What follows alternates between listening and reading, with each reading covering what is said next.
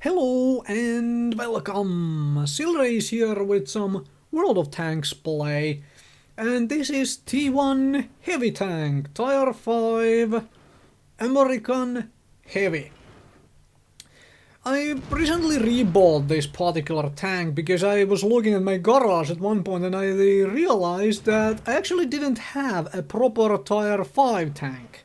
I have a few Tier 5 premium tanks, but not a single normal Tier 5, so I didn't actually have a tank to play with friends or whoever I happen to platoon with, and if they might want to play a Tier 5, I didn't have a tank to play with them. So, after scratching my head a little bit of what to do with the situation, I decided to rebuy the T1 Heavy Tank. It is not, let's say it's not an OP Tier 5 or anything, but I just bought it because I happen to like playing this particular tank. So, that is why it's now again in my garage and probably never leaving. Anyway, this is a learning opportunity to anyone who is watching this particular game. That's why I'm putting this particular replay up, as well as the one following this. And my apologies to this VK3601H, but I do want this goddamn positioning, because it is really good for the T1 Heavy Tank. Because this particular vehicle has some gun depression to take advantage of positions like this, and has enough turret armor to maybe bounce a shot or two. So I wanted to get up here, and also T1 Heavy Tank is not a good corner brawler, so I don't even want to try doing that. Okay, that guy got blown up, and there is a Hellcat who manages to go right through the turret because Hellcats are awesome like that. So yeah, I am just gonna hang around here, let others poke the corner or wait for the enemies to come out, and then there is a KV-1S, something I don't want to face frontally. So I am content in sitting here and not poking the corner and get shot in the side by said KV-1S. Right, so anyone who's looking at the minimap has already realized what it's going to take me a little longer to realize in this particular game, because I am tunnel visioning a little too harshly. Bouncing shots on the cupola of the KV-1S, all sorts of jazz like that, you know, bounce another shot, stuff like that, and then the Hellcat pokes out, so we have to put a shot into the Hellcat, because Hellcat is a dangerous thing, also needs to die. KV-1S is dead.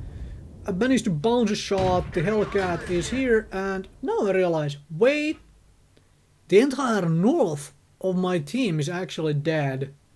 It is time to go back to base. And instead of spam pinging the north, I just go and do it myself, right? Now there starts the spam pinging by the people who are still charging towards the enemy base. That is actually something I can never get my head around. If you're pinging something, if you think something needs to be done, why don't you go and do it yourself? The Cromwell just got blown up, for that matter.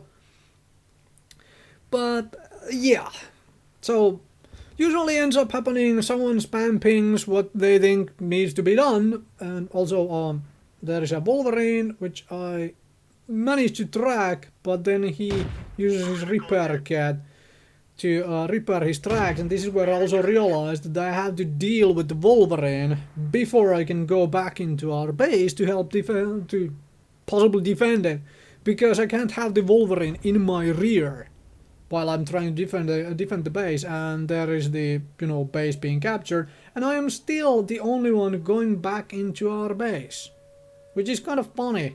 Come to think of it. Thankfully the Matilda is still hanging out there and is actually helping me out a bit with this particular Wolverine. So thanks to that guy. So the Wolverine is done. And yeah. And now the Cromwell is complaining about no one listening, while he was still also charging into the enemy base when he died. Anyway, let's leave that be and just say that anyone who's watching this particular video, take heed, do it yourself. Don't insult your team, don't spam ping like a silly person, just go and take care of the business, right? Because that is how you get things done. So that pretty much secures the game for me right now, because I can pretty much guarantee they are already capping the enemy base. And someone is really angry that there is a Churchill back here who refused to push into the base and whatnot. Well, Churchill is also a tank with a really dangerous gun, and since he put in that shot, I'm gonna put in one more shot and pull back. At this point we have won the game, okay? So I really didn't feel like I had to absolutely sacrifice my life if I didn't need to. Because it's just this Churchill and T-14, and T-14 also appears here. So I'm gonna take a couple of shots at the T-14 and whatnot, and then the Churchill actually pushes up here, and I know by now that I am dead. So I'm gonna do a little bit extra damage before I lose my life and win the game. So let's move to a secondary play, and this is IS-3. In a Tier 8 matchup, and if you look at the whole, list of players, you could realize that there is a Unicorn player on my team. And this is where mistakes happen. People are going to look at, oh, that guy, he's just gonna carry us, I don't really need to do that all that much, right? And this is a big mistake people tend to make. Because even the most awesome players in the game have bad games. They simply do something silly, or they don't expect their enemies to do something silly, and so on, and they have the occasional bad game. And even the worst player in World of Tanks has those absolutely brilliant games where they do thousands and thousands of damage and absolutely carry their whole team to victory. And you can never tell at the beginning of the game which one of those it will be. So the FCM-50T has already pushed out there because it's a fast tank, it can get to places, and it's already taking a bit of a bounding, but it's obviously dealing the damage out as well. So the Centurion 1 is on the hill, and this is where I personally stop a little to see if anyone is trying to, make past the corner, get up the hill, so I can give some supporting fire to the Centurion 1, because, I mean, he has the hill, he can freaking cover a lot of stuff from the hill, so I don't want anyone else taking that. And since that is not the case, it is time to go help the FCM at the front line. Side of a T-29 turret, I'll take that shot every day of the week, because T-29 tends to be annoying to deal with, and Centurion is dead. Anyway, let us do things, shall we? As in, go help the FCM out. And I am being a little cautious here, because I don't know if someone is trying to push the rear of the FCM. Probably not anymore, because I was just spotted, but that's the case here. The best help I was to him at this point was to make sure no one comes into his rear, since the Centurion on the hill died and stopped actually doing that, right? The Centurion on the hill could have covered the FCM's rear. Now, probably no one is coming to his rear, so it's time to push and start helping him out. Su-100, okay? I could take that shot, but the T-29 is more tempting target because low health. If I can get that hit to the cupola, I could have removed a pretty dangerous gun, a pretty dangerous tank from the field. I couldn't take the hit, or take the shot rather, and that particular shot wasn't so good. So, my fault, I could have shot at the Su-100. I didn't take the shot, I considered this guy more important. And here I get another try, which I didn't need to take, because the FCM did the work for me. Thank you very much for that.